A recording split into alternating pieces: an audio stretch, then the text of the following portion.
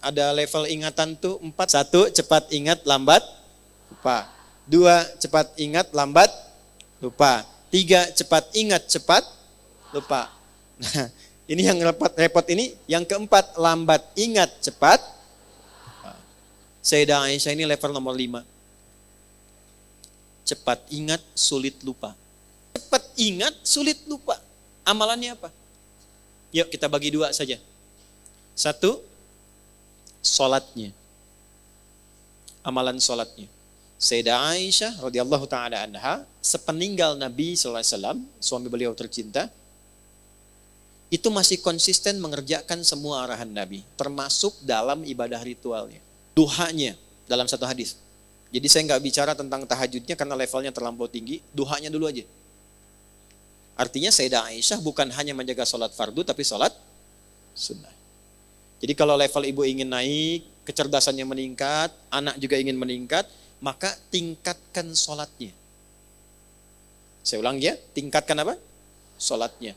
Nah, meningkatkan sifat ibadah ritual itu salah satu bagian dari amalan takwa namanya. Takwa itu adalah kondisi terdekat dengan Allah. Ya, kondisi terdekat dengan Allah. Jalannya dibangun lewat ibadah. Untuk mencapai takwa itu lewatnya ibadah. Salah satunya sholat. Salah satunya sholat. Disebutkan kalimat takwa dan derivasinya, turunannya itu sebanyak 240 kali dalam Al-Quran. Di antara penyebutan itu ada yang menunjuk jalan-jalan takwa, di antaranya sholat. Al-Baqarah ayat 2-3. Dzalikal kitabu la hudal lil. Siapa muttaqin orang takwa di ayat itu? Ayat 3-nya, alladzina yu'minuna bil ghaibi wa yuqimunas. Baik, dan dia konsisten meningkatkan sholatnya. Poin saya bukan di kalimat terjemahannya. Poin saya lihat sini. Coba ibu bedakan tulisan sholat di ayat 3 di Al-Baqarah dengan ayat 238. Ketika kita membuka Quran surah kedua Al-Baqarah di ayat 238, saat Allah berfirman, Hafizu ala salawati. Tulisannya begini, alif, lam, sad, lam, wawu, alif, ta maftuhah. Begini, salawat. Silahkan cek di mushaf. Tapi ketika Allah berfirman di Al-Baqarah ayat 3, alladzina yu'minuna bil ghaibi wa yuqimunas shalah. Perhatikan, tulisannya begini. Lihat mushafnya terjemahan kalau tidak percaya. Alif, lam, sad, lam, waw, fathah tegak begini, tak marbutah. Silahkan cek. Apa bedanya? Jika kita mengacu kepada Al-Baqarah ayat 238, Hafizu ala salawat begini, ini maksudnya salat fardu. Salat wajib. Ada berapa jumlahnya? 5 waktu. 2, 4, 4, 3, 4. Itu rumusnya. 2 subuh, 4 zuhur, 4 asar, 3 maghrib, 4 isya. 2, 4, 4, 3, 4. 5 waktu. Banyak tidak? Banyak, karena itu jumlahnya 5 kan? Jama'. Tapi kalau ibu ingin menambah dari yang fardu itu dengan tambahan sunnah, sebelum subuh ada 2 rakaat. Sebelum zuhur ada 4 rakaat. Nggak sampai 4 bisa 2. Setelah zuhur 2 rakaat. Setelah maghrib 2 rakaat. Setelah isya 2 rakaat. Malam tahajud. Nah kalau itu ditambahkan pada yang fardu, bukan sekedar yang fardu saja, maka robah kalimatnya dari ciri yang pertama begini kepada bagian yang kedua begini. Alladzina yu'minuna bil ghaibi wa yuqimunas. Nah, ini bentuk yang kedua, as-shalah, alif, lam, shad, lam, waw, fathah tegak, tak marbutah. Nah, orang takwa di Quran itu disifatinya dengan yang ini yang kedua. Jadi ketika ibu ingin meningkatkan diri menjadi pribadi lebih takwa, naik levelnya, yang Allah tantang challenge dari kita adalah naikkan dari yang fardu. Kalau salat 5 waktu itu wajib. Jadi yang tidak ingin naik level pun tetap 5 waktu juga. Ibu pengen levelnya naik, tapi jumlahnya tetap sama. Apa bedanya dengan yang standar? Jelas? Nah, ketika disebutkan naikkan takwanya, tingkatkan takwanya, salah satu caranya sholat. Begitu ini optimal, naik. Apa kaitan takwa dengan kehidupan kita? Tadi saya contohkan Sayyidah Aisyah begitu tinggi ilmunya. Hubungan takwa dengan ilmu ditemukan di Quran surah kedua Al-Baqarah Di ayat 282, satu-satunya ayat paling panjang dalam Al-Quran. Lihat langsung ke bagian bawah paling pojok sebelah kiri. Lihat ujung ayatnya. Quran surah kedua Al-Baqarah ayat 282 sebelah kiri. Lihat ujung paling bawah. Wattaqullah, tingkatkanlah takwamu kepada Allah, wa yu'allimukumullah. Semakin meningkat takwamu, Allah tanamkan, ajarkan, dan tambahkan pengetahuan pada dirimu. Akselerasi, percepatan pengetahuan itu bukan hanya ditempuh dengan ikhtiar kita untuk menghafal dan belajar. Kalau pengen cepat dapat aksesnya, dekati pemiliknya. Yang punya ilmu siapa? Allah. Yang punya harta siapa? Allah. Ya, alhamdulillah. Yang punya ilmu siapa? Kalau kita mendekati Allah, maka Allah sendiri yang menyampaikan, aku berikan percepatan tambahan pengetahuan. Di luar batas standar manusia. Itulah sebabnya orang dulu tuh tahu betul, kalau ingin cepat pintar yang diajarkan, sholat dulu, Bu. Pernah dengar Abdullah bin Mas'ud? Abdullah bin Mas'ud itu belajar bahasa Persia, dan Ibnu Abbas itu belajarnya cuma 3 hari. Langsung menguasai bahasa asing, 3 hari. Pernah dengar Ibnu Sina? Avicenna, ya kan, bapak kedokteran. Avicenna itu ibu bapaknya paham betul tentang fikih ini. Ini ada nasabnya. Maka dari kecil yang diajarkan cuma 2, Quran dan sholat, Quran dan sholat. Avicenna, cek di sejarahnya, kalau lupa sesuatu itu bukan buka buku. Datang ke masjid, sholat 2 rakaat dan ingat apa yang tadi terlupa. Makanya kalau ibu cek, kenapa Nabi mengajarkan pada orang tua dengan ketat, dari kecil anak itu ajarkan sholat. Pernah dengar hadis ini? Usia 7 tahun ajarkan anakmu apa? Kalau 10 tahun masih bandel maka lakukan apa? Pukul. Bukan. Itu terjemahannya kurang tepat, bukan dipukul. Ya, bukan dipukul. Terjemahannya adalah berikan pelajaran yang membuat dia mengerti. Doroba itu bukan hanya memukul, asalnya memberi pelajaran, memberi contoh. Doroballahu mathala, Allah ngasih contoh. Di Arab itu ngasih contoh, kebiasaannya mukul dengan halus. Di kita tidak harus mukul, uang jajan tahan. Itu bisa begitu. Nah, kenapa dari kecil itu sholat yang ditekankan? 2 tujuannya, supaya anak jadi baik. Yang kedua, dekat dengan Allah, kepintarannya meningkat. Kita lihat cara sholatnya Sayyidah Aisyah saat duha. Duha itu sholat fardu atau sholat sunnah? Perhatikan kesaksian dari keponakan beliau. Aku ke rumah bibiku dan menyaksikan bibiku sedang sholat duha. Dalam satu riwayat membaca surat Tur, surah ke-52. Ketika sampai pada bacaan tasbih, beliau bertasbih dan menangis dalam tasbihnya. Perhatikan baik-baik ya. Semua biografi, cerita tentang orang-orang hebat di masa lalu, selalu memberikan kita informasi, tidak pernah mereka membaca apapun kecuali paham apa yang dibaca itu. Minimal tahu artinya, Bu. Nih ya, saya tuliskan. Saking paham dan mengerti tentang ayatnya, saya lihat bibi saya itu bukan sekedar baca diulang sampai menangis. Sesegukan kalau bahasa kita itu, saking merasakan dalamnya ayat itu untuknya. Karena lama, ini baru 1 ayat, karena lama baca itu, saya putuskan saya ke pasar dulu untuk beli sesuatu. Begitu saya kembali, saya lihat bibi saya masih baca ayat itu dan masih nangis seperti tadi. Cara pertamanya adalah, 1, jangan biarkan semua ibadah kita itu hampa makna. Jangan biarkan tidak mengerti apa yang kita kerjakan dan kita lakukan dalam ibadah kita. Karena di Islam itu unik, semua ibadah itu ada artinya, Bu. Ada petunjuknya. Ini sindiran yang halus dari Allah ya, bukan dari saya. Di Quran surah ke-29 ayat 45. Bahasa tafsirnya gini, ini nggak ditemukan di terjemahan. Bahasa tafsirnya, akan ditemukan orang sholat yang tidak paham, tidak mengerti apa yang dibaca dan dilakukan dalam sholatnya. Saya bacakan ayatnya.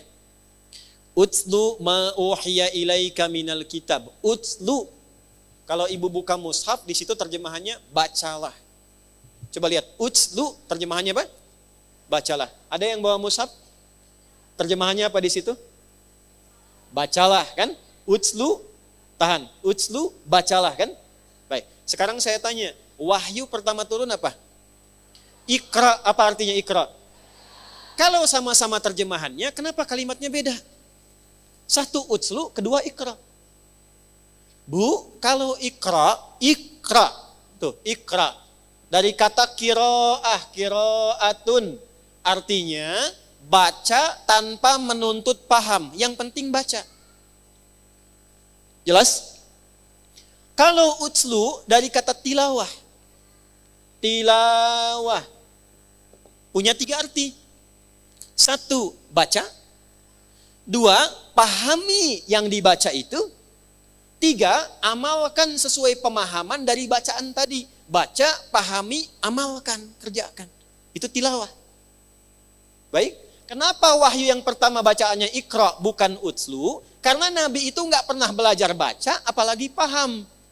Nggak pernah sekolah, nggak pernah baca, ummi sifatnya, ummi. Ya, seperti dilahirkan oleh ibu. Ummi itu maksudnya seperti yang baru dilahirkan oleh ibunya. Ada nggak anak yang baru lahir langsung bisa baca? Ya, begitu lahir, ini Budi, ini Ibu Budi, nggak ada. Ya. Orang lahir itu nggak bisa baca, nggak paham pengetahuan. Nabi itu sifatnya ummi, maksudnya kayaumi wiladati ummihi, seperti hari dilahirkan ibunya, nggak bisa baca, nggak pernah sekolah, nggak punya guru. Jadi bagaimana bisa paham? Baca saja nggak bisa. Maka turunlah kalimatnya Iqra bukan utslu. Iqra, Muhammad baca. Jawabnya apa? Ma'ana biqari, saya nggak bisa baca. Kalau ayatnya turun utslu, salah ayatnya. Karena memerintahkan paham. Baca aja nggak bisa, apalagi paham. Jelas? Tapi setelah ayat turun, diajarkan sholat, dibimbing malaikat Jibril. Turun perintahnya, Muhammad jangan sekedar dengar bacaan Jibril. Belajar, pahami dari Jibril. Amalkan dari pemahaman itu. Baca Quran dengan artinya sampai paham, itu tilawah namanya. Makanya saat ada orang baca Quran, tapi tidak ada penerjemah, disebutnya qori kan? Qori karena dia cuma qiraah. Tapi ketika di sampingnya ada yang menerjemahkan bacaan itu, siapa namanya? Sari tilawah. Karena yang pertama menerjemahkan tilawah itu Ibu Sari. Karena itu disebut sari tilawah. Kalau yang menerjemahkan Adi, maka Adi tilawah. Ya. Jadi sebetulnya namanya tilawah saja, tidak ada sarinya. Ya, sari itu bahasa kita karena yang pertama terjemah Ibu Sari. Sekarang lihat, balik ke Sayyidah Aisyah tadi. Sayyidah Aisyah, paham tidak beliau apa yang dibaca? Mengerti tidak? Kenapa? Karena paham ayatnya. Perhatikan, utslu ma uhya ilaika minal kitab. Muhammad, sebelum tunaikan sholat, baca dulu. Pahami dulu ketentuan dalam sholat. Pahami dulu yang mau engkau baca dalam sholat. Wa aqimis sholat, setelah paham, baru kerjakan sholat. Itu yang menjadikan sholat kita itu jarang khusyuk. Itu yang menjadikan orang-orang yang sholat itu jarang khusyuk. Karena nggak ngerti yang dibaca. Coba jujur ya, saya tanya nih. Ibu ribuan kali ruku dan sujud. Paham nggak yang dibaca dalam ruku? Ngerti nggak ada yang dibaca dalam sujud? Nah itu yang menjadikan ketika sholat, setan itu begitu leluasa menggoda. Ini dari Nabi ya, kisi-kisinya nih. Ada di Abu Daud. Ada setan khusus, catat nih. Setan khusus yang tugasnya menggoda orang sholat. Tadi kan kita sepakat kurikulum fikih kuburan ya. Tambahan satu lagi nanti kita belajar insya Allah fikih setan. Nah, belum pernah ada kan? Malaikat ada 10, setan jenisnya ada 9 yang pokok. Perhatikan, kalau tidak tahu setannya, kita tidak tahu di mana jebakannya. Karena selama ini ternyata yang menjebak bukan hanya Batman, tapi setan. Okay? Nah ada setan khusus menggoda orang sholat. Tahu namanya siapa? Namanya Khanzab. Tugasnya dimulai kapan? Saat kita mulai bertakbir. Jadi gini kondisinya nih.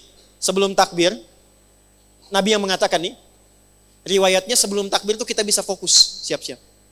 Tapi begitu tangan diangkat dan lisan mengucapkan Allahu Akbar, fayaqulu syaitanu, maka Nabi mengatakan setan mulai bertugas. Uzkur kada, uzkur kada. Dia akan menampilkan kepada kita semua apa yang bisa diingat. Hatta la yash'ural musalli kam raka'atan yusalli, sehingga orang salat itu enggak fokus salatnya, bahkan dia bisa mengingat apa yang tidak ingin dia ingat, dan ada orang salat bahkan yang lupa berapa rakaat sedang menunaikan salatnya. Pernah terjadi? Allahu Akbar. Tadi saya lupa ya, status belum diupdate ya yang di Instagram. Ya Allah, tadi nyimpan sendal di mana? Jemuran belum diangkat. Itu semua. Baru takbir. Apa yang mencegah kita supaya bisa mengatasi godaan tadi? Salah satunya, perhatikan, lisan berkata, pikiran menerjemahkan, hati meresapi. Saya ulangi, lisan berkata, iqrarum bil lisan, pikiran menerjemahkan, tarjamatul aqli, hati meresapi, tasdiqum bil qalbi. Idealnya begini, Bu. Allahu Akbar. Tangan diangkat, buang urusan dunia ke belakang. Dunia jangan dibawa-bawa. Lisan mengucapkan, kenapa dunia jangan dibawa? Apapun statusnya. Punya kedudukan, punya harta, punya ilmu. Sudah, sekarang saat sholat kamu hamba. Yang mungkin wafat dalam sholatmu itu. Buang semua dunia ke belakang. Katakan, hanya Allah yang paling agung. Perhatikan baik-baik. Kalimat ini, begitu diucapkan, Allahu Akbar, terjemahkan di pikiran kita supaya setan tidak sibuk mengganggu pikiran kita. Ya Allah, Engkau yang maha agung. Lalu resapi dengan hati, katakan dalam hati, ya Allah, aku taubat selama ini, bahkan sebelum sholat, mungkin merasa yang paling hebat, merasa yang paling agung, merasa yang paling besar, yang paling hebat dibandingkan dengan suami, yang paling agung dibandingkan dengan teman, yang paling perkasa dibandingkan dengan tetangga. Aku taubat ya Allah. Itulah sebabnya ketika mengatakan Allahu Akbar, selanjutnya Allahumma ba'id baini wa baina khataayaya kama ba'adta bainal masyriqi wal. Perhatikan, ya Allah, aku mengakui dalam sholat pun ini, aku masih banyak dosanya. Masih banyak salahnya. Itu baru takbir. Lu digambarkanlah kemudian apa yang kita bawa itu dan berharap rahmat Allah. Karena panggilan sebelum sholat itu panggilannya begini. Wa annahum ilaihi raji'un. Hai orang yang sholat, Al-Baqarah ayat 46. Al-Baqarah ayat 46. Hai orang yang sholat, kalau pengen khusyuk, rasakan, mungkin ini panggilan terakhir dalam sholatmu. Mungkin dalam sujudmu engkau wafat. Itu kata Allah. Makanya imam di Kalimantan yang imamin subuh kemarin sungguh beruntung. Begitu sujud meninggal. Kan sebelum sholat dipanggil dulu kan? Ya. Ibu Siti, ada Siti di sini? Ada. Ibu Nia ada? Dah, ini pasti nggak ada. Ini pasti nggak ada. Ibu Sisuka pasti nggak ada. Oke? Ibu Sisuka dipanggil Allah, artinya apa? Hah? Meninggal. Kita 5 kali setiap hari dipanggil oleh Allah. 5 kali. Pasti meninggal tidak? Tahu waktunya kapan? Mungkin hari ini? Kalau sudah tahu mungkin meninggal hari ini, kenapa masih sibuk dengan dunia? Kenapa kita tidak kelola dunia itu untuk mendapatkan ridho Allah? Maka dibalik. Salatnya Bunda Aisyah, Sayyidah Aisyah radhiyallahu ta'ala anha, tidak pernah mengucap sesuatu kecuali paham apa yang diucapkannya. Dan itu yang mengajarkan siapa? Bapaknya. Bu, Abu Bakar itu diminta oleh Nabi jadi imam, selalu menolak jawabannya. Jangan saya Nabi, jangan saya. Kenapa? Karena beliau itu kalau sudah takbir, itu langsung nangis. Nyambungnya itu lama. Bayangkan, sahabat Nabi, dekat dengan Nabi, kecil gaul dengan Nabi, dewasa jadi sahabat Nabi, mengeluarkan semua hartanya untuk Nabi, berjuang dengan Nabi, wafatnya dikubur di samping Nabi, anaknya jadi menantunya, ya, anaknya nikah dengan Nabi, Nabi menantunya di surga bersama Nabi, itu masih punya pribadi saat takbir, baru baca takbir, langsung gemetar tangannya nangis karena merasa masih ada dosa dalam dirinya. Ya Allah, saya masih banyak dosa. Ya Allah, makin banyak orang mengagungkan saya, padahal saya baru mengatakan Engkau yang paling agung. Sementara orang menganggap saya hebat, mengagungkan saya, menganggap saya punya kuasa, menganggap saya punya harta. Saya tobat, ya Allah, saya masih banyak salahnya. Itu Abu Bakar. Dan diwariskan sifat itu pada putrinya. Diwariskan pada siapa? Putrinya. Maka cara yang pertama, tingkatkan takwa, belajar ini, coba mulai sekarang perbaiki sholatnya. Gak usah dipaksakan semua dulu, satu-satu. Satu-satu. Sekarang saya pengen belajar tentang takbir. Apa maksudnya, apa artinya, apa hikmahnya, praktekkan dalam hidup.